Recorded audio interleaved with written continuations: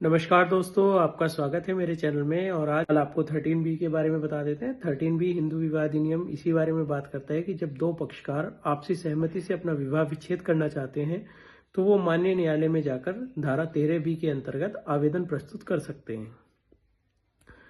13B के लिए दो कंडीशन है। पहली कंडीशन, आपके विवाह को 1 साल हो गया हो, और दूसरी कंडीशन, आप 1 साल से अलग रह रहे हो।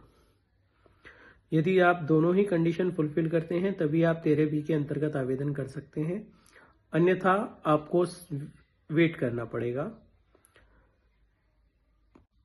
अब 13B के लिए आवेदन की क्या प्रक्रिया होगी उसके बारे में बात करते हैं। सबसे पहले कोई भी जो आवेदन होगा, जो न्याय शुल्क है वो लगभग उत्तर प्रदेश की बात करूं तो 37 या 38 रुपए के लगभग है।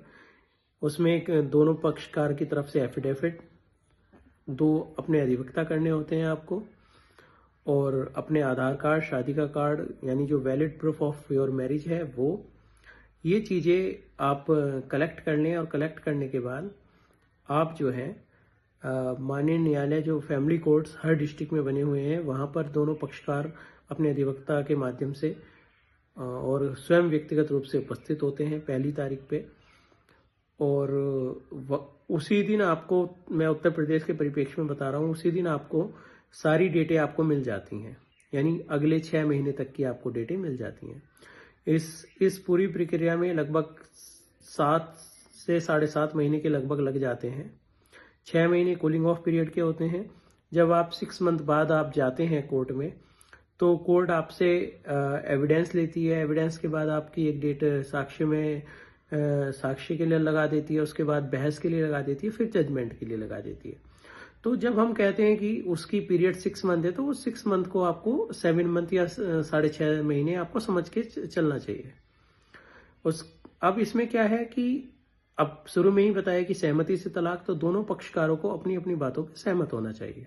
ये नहीं है कि आप दोनों पक्षकार सहमति से डाइवोर्स ले रहे हैं लेकिन कोर्ट के सामने जाके जो है कह रहे हैं साहब हमारी कंडीशन फुलफिल नहीं हो रही। अब ऐसी सिचुएशन में कोर्ट जो है आपको तलाक नहीं देगा। आपको बाहरी ही सेटलमेंट सारे करने चाहिए, जो भी आपके बीच में लेन देन है या कुछ भी भरण पोषण संबंधी विवाद है, संतान संबंधी कोई विवाद है, तो उसका सेटलमेंट आपको स्टार्टिंग में ही अपने दोनों पक्षकारों को बैठ के करना चाहिए।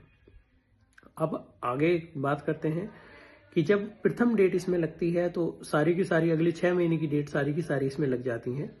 वो डेटें लगने के बाद क्या होता है कि आपको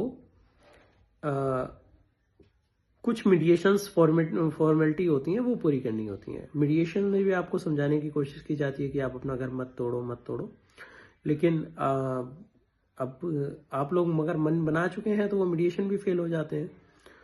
फिर उसके बाद जब अंतिम तिथि होती है, यानी जो 6 मंथ बाद वाली डेट होती है, उस पर जब आप लोग प्रेजेंट होते हो तो आपको एक द्वितीय समावेश आपका कराया जाता है। वो जज साहब भी ले सकते हैं या मीडिएशन जो कराते हैं वो भी ले सकते हैं। वो मीडिएशन प्रोसेस जब हो जाता है, फिर उसके बाद आपकी फाइल जो है वो साक्ष्य में लग जाती है।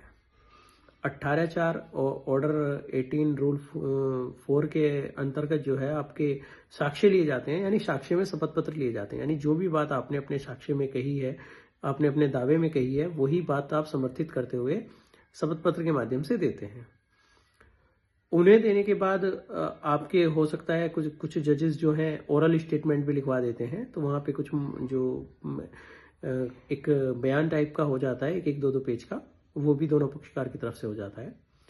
फिर उसके बाद अगली डेट बहस की लगती है। बहस में ये होता है कि साहब साथ साथ रहना नहीं चाहते, दोनों इस चीज़ को समर्थन करते हैं। फिर अगली डेट जजमेंट की हो जाती है। जजमेंट में 13B में यही है कि इस डेट को इनका विवाह विच्छेदित फरमाया जाता है। इस तरह से 13B की पूरी प्रक्रिया यही है। और इसी तरह से आप जुड़े रहें। आपको कानून की जो कोर्ट की प्रक्रिया चलती है, किस तरह से चलती है, उसके बारे में आपको बताते रहेंगे। धन्यवाद, बहुत बहुत धन्यवाद।